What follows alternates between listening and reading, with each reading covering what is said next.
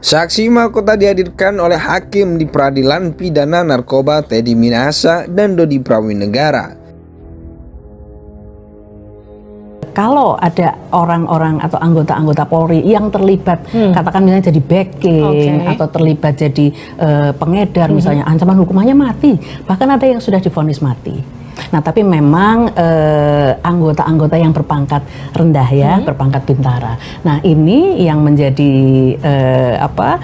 sorotan kan pangkatnya bintang karena jenderal ya, yang harusnya memberikan contoh yang baik, justru mesti harus memberantas narkoba, bukannya malah minta disisihkan untuk kemudian dipakai sendiri. Seorang Kapolda itu memimpin untuk melakukan tindak pidana narkoba, mungkin dengan perintah atau sejenisnya begitu, atau dia ada diklaim oleh bawahannya bahwa dia adalah seolah-olah dia diperintahkan oleh atasannya begitu. Saya kira harus dipahami secara objektif ya, karena kalau misalnya dia termasuk yang kejebak dalam tindak pidana narkoba dilakukan oleh bawahannya, kan itu nanti resikonya adalah hukuman mati gitu ya. Nah, sebaiknya ya tadi saya sebutkan bahwa harus dilakukan secara hati-hati.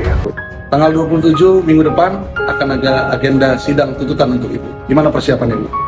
Saya sudah siap hadir untuk mendengar tuntutan dari jaksa penuntut umum. Saya mengakui kesalahan saya dan saya siap menerima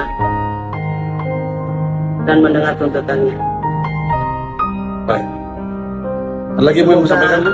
Kejujuran saya dari awal sampai sekarang bernilai di hati masyarakat dan kepada majelis hakim yang mulia. Terima kasih Pak Dri. Semangat ya Bu ya. Semangat Pak Dri. Hanya si Teddy Minahasa mengatakan itu sesuai dengan peristiwanya, berarti si Arif pelakunya, makanya di surat itu ya bebankan ke si Arif gitu loh, karena ternyata di BAP-nya si Dodi pun Dodi mengatakan inisiatif menjual narkoba tersebut 3 Oktober adalah Arif. Ada semua BAP-nya. Cuma kan saya nggak mau terlalu banyak ngomong, biar aja nanti di pembelaan. Jadi yang jelas ya siap-siap aja apakah ada dituntut hukuman berapa ya. Ya si Teddy udah saya bilang ini beban berat untuk Teddy Minahasa. Nah tuntutannya, kalau saya di sini tuntutannya ini bisa maksimum. 112, 114 maksimum itu 20 tahun seumur hidup atau mati. Nah, jadi 3 rangkaian itu. Ditambah lagi jangan lupa ada variabel tekanan publik yang kita sering bicarakan. Variabel tekanan publik ini luar biasa loh. Luar biasa besar. Ya? Sudah terbukti. Jadi cenderung bisa menuju ke arah maksimum. Persidangan yang ramai di media akhir-akhir ini selain kasus Sabu adalah kasus tindak pidana narkoba Teddy Minahasa, Dodi Prawinegara, dan Anita di Pengadilan Jakarta Barat. Istilah saksi mahkota seringkali disebut-sebut. Meski belum diatur secara resmi dalam UU Nomor 8 Tahun 1981 tentang hukum acara pidana di Indonesia, kehadiran saksi mahkota dapat membantu para penegak hukum dalam pembuktian suatu perkara di pidana.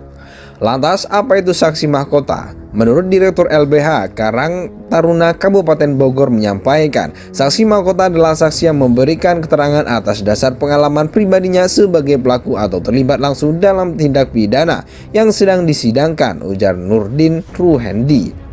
Dalam praktiknya, saksi mahkota digunakan sebagai bentuk penyertaan atau deal neming dalam suatu perkara pidana, di mana terdakwa yang satu dijadikan saksi terhadap terdakwa lainnya. Tambahnya, penggunaan saksi mahkota dalam pembuktian suatu perkara pidana di Indonesia dapat diterapkan pada semua jenis tindak pidana dan tidak ada batasan.